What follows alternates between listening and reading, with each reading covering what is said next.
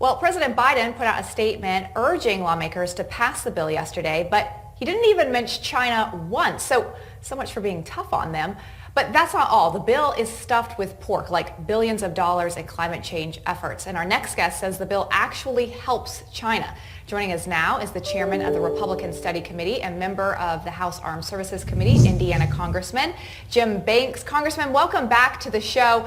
I will say it's good to see Democrats at least talking about China more seriously, but you and many other Republicans say that they've missed the boat completely on this one, and the bill actually helps China, puts America behind. Talk to us about how it specifically does that.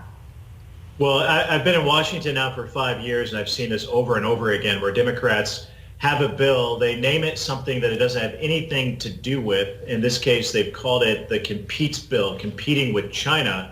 And instead, it's stuffed with wish list items of their left-wing agenda. There's more money in this bill for things like the UN Climate Fund. It gives money to woke hundreds of billions of dollars to woke universities without safeguards to protect the research and how those dollars are used on university campuses when we know that the Chinese Communist Party infiltrates our colleges. This bill actually mentions coral, as in coral reefs, more times than it mentions China, which is the bottom line. It really doesn't have anything to do with that. It's all about spending $250 billion on liberal Democrat items that they can't get passed through their so-called Build Back Better and other bills they've tried to push through. Instead, they're trying to push this garbage through and calling it a China bill.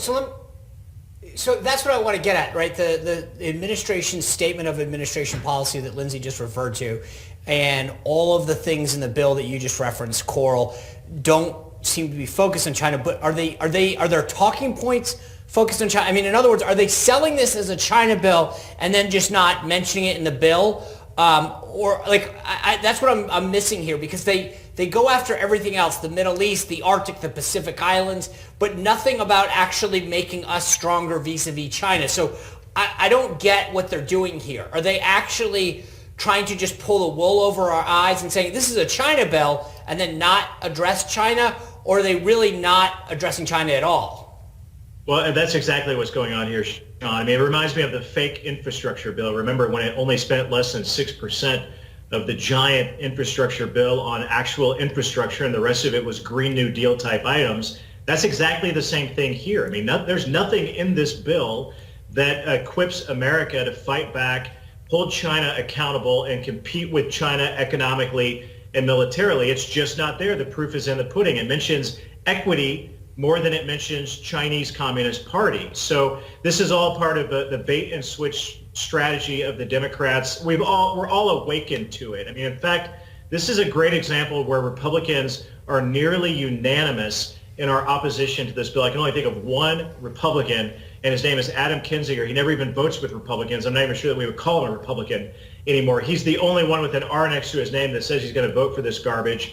The rest of the Republicans are unified in opposing it, and we're getting, the Democrats are calling us out on it and saying, "I thought you were tough on China," but this is part of their fake approach in pushing bills like these when it doesn't have anything to do with what they say it does. You know, we just had FBI Director Christopher Wray re-emphasize the other day how big of a long-term threat China is to our nation. So do you have any Democrats across the aisle who are saying, we see the flaws in this bill, we actually need to not just put a bill out there that says China on it, we need to take them seriously? Is there anyone out there like this that feels like it should be a pretty bipartisan issue? I've heard rumors of the days when Nancy Pelosi was supposedly some kind of a China hawk, but in the 5 years I've been in Washington, there's absolutely no evidence of that. In fact, if you look at political donations that are coming from Wall Street, big tech executives, Silicon Valley, they almost overwhelmingly go toward Democrat Party leaders today. In fact, Joe Biden had like a 5-to-1 margin over Donald Trump in the last presidential election of Wall Street dollars. Why is that significant? Because big tech companies, Wall Street, multinational corporations that are funding the Democrat Party are also very entangled financially in Chinese interests. So that gets to the bottom line here of why Democrats are so soft on this issue. They can't afford to tick off their donors, their donor base that puts them into power and office to begin with. And that's important to remember, because there is not a Democrat I can find in the House of Representatives today who's willing to partner with me and Republican Study Committee on a really good bill that we put forward, the Countering Communist China Act, which actually holds China accountable. It sanctions the United Front and the propaganda arm